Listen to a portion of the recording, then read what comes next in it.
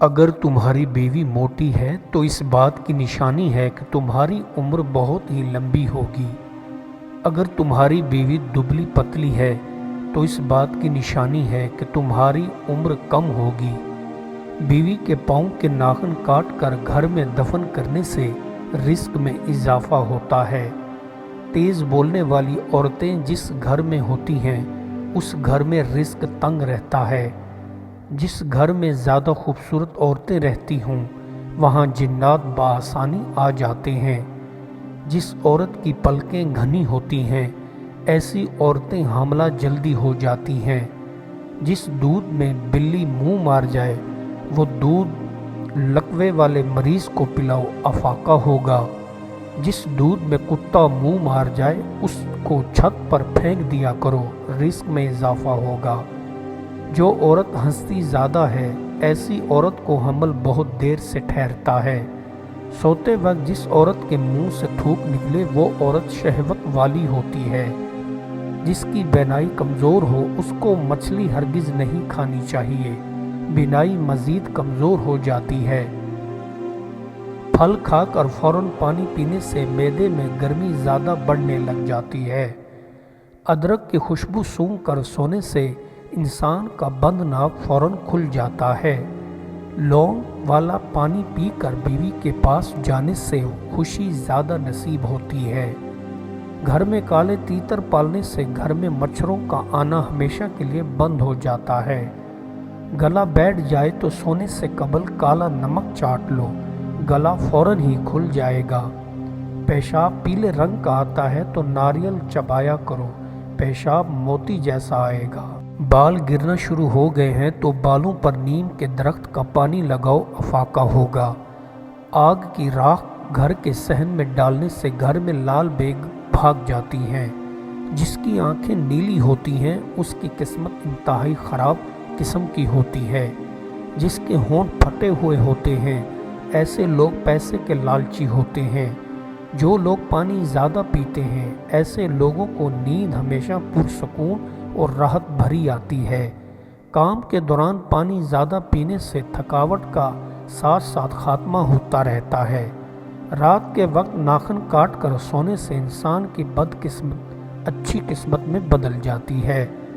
بال لمبے لمبے رکھنے سے انسان کی مردانہ طاقت میں کمی مسلسل ہوتی رہتی ہے۔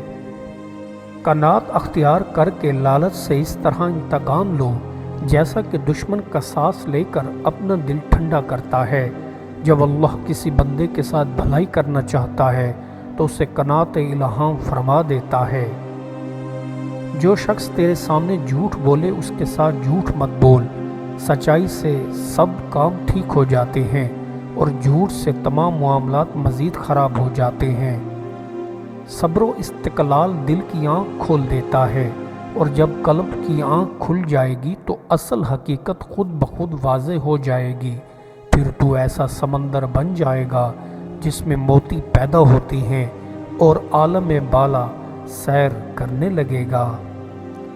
حسن ادب کے برابر کوئی حسب نہیں اور سوال کے برابر ذلت کا کوئی سبب نہیں۔ جو بندہ سوال کرنے سے پہلے عطا کر دیتا ہے وہ ان کی نظروں میں کریم اور محبوب ہو جاتا ہے۔ مال محبوب ایک ایسی چیز ہے جس کے پاس ہوتا ہے سب لوگ اس کی عزت کرتے ہیں اور اگر ہاتھ سے چلا جائے تو لوگ سلام بھی کرنا چھوڑ جاتے ہیں۔ جس نے لمبی لمبی امیدیں باندھی اس نے اپنے آپ کو دھوکے میں ڈالا اور دنیا کے ایسے اذیت ناک گڑھے میں جا گرا جہاں سے نکلنا ناممکن ہے۔ جا کسی خدا کے دوست کی تلاش کر، جب تو نے ایسا کر لیا تو خدا تیرا بھی دوست بن جائے گا۔ جو خلوت کو پسند کرتا ہے اور اس کے فائدوں سے واقف ہے انہوں نے بھی تو خلوت پسندی کو یاد ہی سے سیکھا ہے۔ گوشہ نشینی غیروں سے چاہیے نہ کہ یار سے۔ بعض اوقات یہ بھی دیکھا گیا ہے کہ کوئی بہت بڑا سانحہ گزر گیا مگر کسی شخص کی آنکھوں ہلکی سی نمی نہ آئی۔ اس کا یہ مطلب ہرگز نہیں کہ حد درجے کا سخت اور پتھر دل ہے، کیونکہ ہو سکتا ہے اس نے صبر کا دامن تھام لیا ہو۔ چند صوفیوں نے اپنی شیخ کے سامنے ایک ساتھی کی شکایت کی کہ اس میں 3 بری عادتیں ہیں۔ زیادہ باتیں کرتا ہے، زیادہ کھاتا ہے، زیادہ سوتا ہے۔ شیخ فقیر سے کہا تم نے وہ حدیث نہیں سنی، ہر کام میں میانہ روی رکھ، جیسا کام ساتھی کرتا ہے تو بھی ویسا ہی کر ورنہ اختلاف پیدا ہو جائے گا۔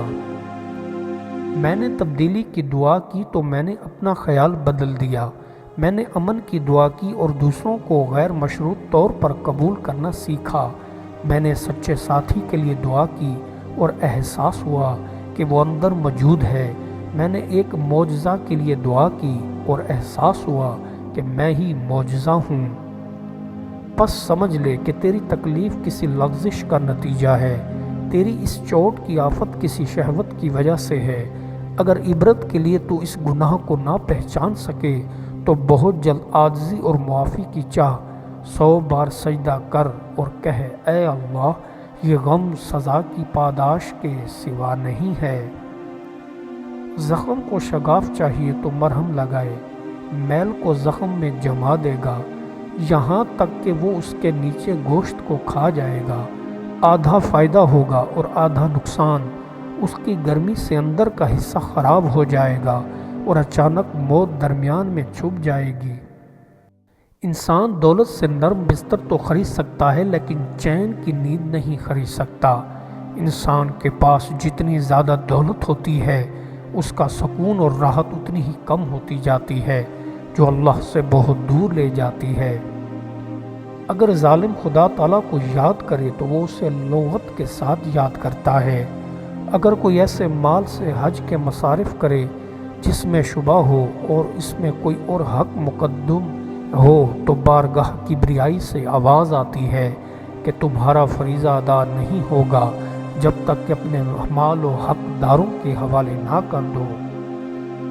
بے ایمانی جہالت ہے، آپ خدا سے دور ہونے کی بنا پر بے ایمانی کے مرتکب ہوتے ہیں، آپ اپنے لالچ کی بنا پر بے ایمانی کے مرتکب ہوتے ہیں۔ بے ایمانی کو شعار بناتے ہوئے آپ ذہنی بے چینی کا شکار ہوتے ہیں اور اپنی مسرتوں کو پامال کرتے ہوئے عدم سکون کا شکار ہوتے ہیں۔ حاکم وقت ایک بہت بڑے دریا کی مانند ہے جس کا پانی چھوٹی ندیوں میں جاتا ہے۔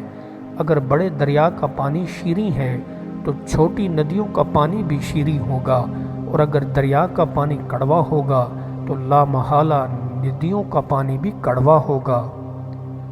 زن و شوہر ایک ساتھ ہی دعا مانگتے ہیں، ساتھ ہی عبادت کرتے ہیں اور ساتھ ہی روزہ رکھتے ہیں، خوشی اور رنج و راحت اور تکلیف میں باہم ایک دوسرے کے مونس ہوا کرتے ہیں، ایک دوسرے کے رازدار ہوتے ہیں۔ ایسی جگہ جہاں یہ باتیں ہوتی ہیں دیکھ کر خدا بھی خوش ہوتا ہے اور وہاں اپنی برکت نازل فرماتا ہے۔ حسن براہ راست فطرت میں یا نفس اشیاء میں موجود ہوتا ہے اور ہر قسم کے تاریخی عوامل سے آزاد ہوتا ہے اور ہمارے قصورات اور مشاہدات یا جذبات کا پابند نہیں ہوتا۔ اگر یہ انسان چاہے کہ اسے عزت ملے تو ہو سکتا ہے اس کے لیے اسے برسوں لگ جائیں، لیکن اگر وہ بے عزت ہونا چاہے تو اس کے لیے اسے صرف ایک لمحہ کافی ہے۔ کبھی بھی اس بات کو مت بھولو کہ جتنے امراض کتابوں میں پائے جاتے ہیں بس یہی ہیں، ان کے سوا کوئی بیماری نہیں، کیونکہ بہت سے امراض بلائے آسمانی بن کر نازل ہوتے ہیں۔ ایک پھل ایسا ہے جس کو ایک بار کھانے سے مرد بوڑھا اور عورت جوان ہونے لگتی ہے، اور وہ پھل املوک جاپانی پھل ہے جس کو ایک بار کھانے سے مرد بوڑھا اور عورت جوان ہونے لگتی ہے۔ اگر کوئی ذات آپ کو اپنے خیال میں گم ہونے کی اجازت دے دے تو سمجھو کہ یہ بڑی عطا ہے، اور بندے کے خیال میں گم ہونا بندوں کی دنیا میں یہ بہت بڑا اعجاز ہے۔ پسند کی عورت چاہتے ہو تو اس کے بالوں میں اپنے ہاتھ کا ناخن باندھ دو، جیسے وہ نہاتے ہوئے بال دھوئے گی تم پر عاشق ہو جائے گی۔ دانش کے درخت کا میوہ نیکوکاری ہے، جو کوئی یہ سمجھتا ہے اور عمل نہیں کرتا اس کی مثال ایسی ہے جیسے کوئی شخص خطرہ راہ سے واقف ہو اور پھر اسی راستہ میں قدم رکھتا ہو اور آخر کار نقصان و جان و مال اٹھاتا ہے، یا اس بیماری کی مانند ہے جو پرہیز اشیاء کے ضرر سے واقف ہے پھر انہی کو کھاتا ہے اور انجام کار ہلاک ہو جاتا ہے۔ ہم ظلم سے ان قوموں کو کس طرح مغلوب کر سکتے ہیں جن کے مذہب، روایت اور تعلیم سب اس بات کے معاون ہیں کہ حملہ آور کا مقابلہ کیا جائے اور آزادی سب سے اعلیٰ جوہر ہے۔ تمہارا ہر ایک کام ایسی گہری توجہ اور محنت سے ہونا چاہیے کہ گویا تم نے اس دنیا میں ہمیشہ رہنا ہے، لیکن عبادت کے وقت اس کو اپنی زندگی کا آخری دن سمجھنا زیبا ہے۔ جو آدمی خود کو تسلی نہیں دیتا ہے اور خوش رہنے کی کوشش نہیں کرتا ہے وہ کبھی زندگی میں خوش نہیں رہ سکتا۔ آدمی کو چاہیے ہر حال میں خود کو تسلی دے اور اللہ کا شکر ادا کرے۔